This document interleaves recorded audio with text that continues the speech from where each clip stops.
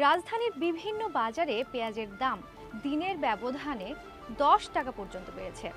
গতকাল 100 থেকে 110 টাকায় বিক্রি হওয়া দেশি পেঁয়াজ 110 থেকে 120 টাকায় বিক্রি হচ্ছে। রাজধানীর মুগদা, বাসাবো, মালিবাগ ও মগবাজার ঘুরে এমন চিত্র দেখা গেছে। মুগদা বাজারের একজন ব্যবসায়ী বলেন, গত শুক্রবারও 75 টাকা থেকে 80 টাকা দরে প্রতি কেজি পেঁয়াজ বিক্রি করেছি।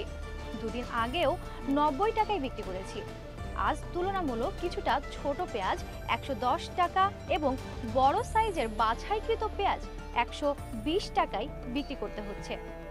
ব্যবসায়ী ও আড়তদারদের সঙ্গে কথা বলে জানা গেছে, প্রধানত দুটি কারণে হঠাৎ করে পেঁয়াজের দামে এমন উস্ফোলন হচ্ছে। একটি হলো ভারত থেকে পেঁয়াজ আমদানি বন্ধ থাকা এবং অন্যটি রবি মৌসুমের পেঁয়াজ আসতে দেরি হওয়া। কারওয়ান বাজারে খোঁজ নিয়ে জানা গেছে, এখানে আজ মানভেদে প্রতি কেজি দেশি পেঁয়াজ বিক্রি হচ্ছে 95 থেকে 105 টাকা কেজি দরে, যা গত শুক্র শনিবারও বিক্রি হয়েছে 72 থেকে 85 টাকায়।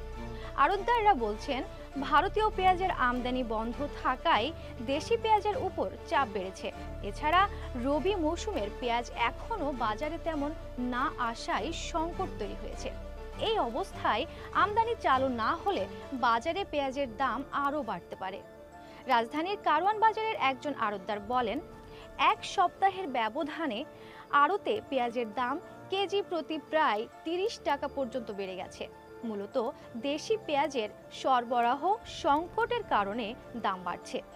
পেঁয়াজ আমদানিকারক ও শ্যামবাজার পেঁয়াজ আড়তদার সমিতির সাধারণ সম্পাদক মোহাম্মদ আব্দুল মাজেদ বলেন, গত 3 মাস ধরে দেশের বাজারে পেঁয়াজের সংকট চলছে।